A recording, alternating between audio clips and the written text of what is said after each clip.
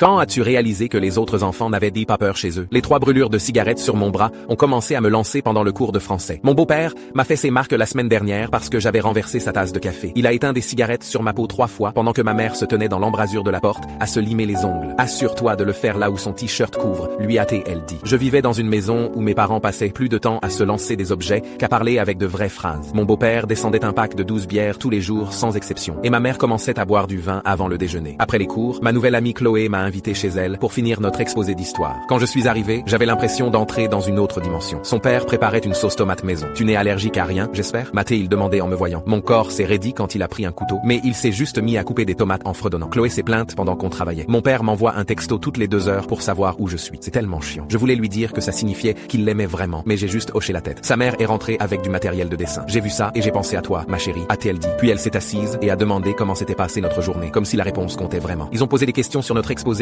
et la lettre de motivation de Chloé pour la fac et le projet scientifique de son frère. Ils n'ont même jamais dit qu'on était des parasites ingrats. Quand la mère de Chloé a mentionné qu'elle devait plus réviser pour son contrôle de maths, Chloé a levé les yeux au ciel. J'ai enfoncé mes ongles dans mes paumes, jusqu'à ce qu'elle saigne, parce que je voulais la secouer et lui dire à quel point elle avait de la chance. Mon beau-père me disait que j'étais trop conne pour être autre chose qu'un échec au moins 3 fois par semaine. Après le dîner, ses parents ont regardé notre affiche. C'est un excellent travail. Bravo les filles, a dit son père. Puis il a insisté pour me ramener en voiture. Quand on s'est garé, ses mains ont serré le volant tellement fort que ses jointures sont devenues blanches. J'étais super gêné parce qu'il y avait du carton qui couvrait les fenêtres cassées et des ordures partout dans notre jardin. La porte du garage avait des bosses de la taille d'un point sur toute sa surface. Je devrais te raccompagner jusqu'à la porte, a-t-il dit doucement. Avant que je puisse répondre, on a entendu du verre se briser à l'intérieur, suivi de la voix de ma mère. J'aurais aimé ne jamais rencontrer ton cul chauve. Le père de Chloé était déjà en train d'ouvrir sa portière quand mon beau-père a trébuché jusqu'au perron. Sa chemise était couverte de sang et il avait une bouteille de bière à la main. C'est qui putain? A-t-il crié au père de Chloé. D'autres fracas venaient de l'intérieur. Le père de Chloé a sorti son téléphone. J'appelle la police, a-t-il dit. Mon beau-père a jeté la bouteille de bière et elle a explosé sur l'allée entre nous. Dégagez de ma propriété. C'est là que ma mère est apparue dans l'embrasure de la porte en tenant un couteau de cuisine. Ces mots étaient tellement pâteux que je pouvais à peine la comprendre. Pourquoi il a ramené ce truc? Le père de Chloé s'est placé devant moi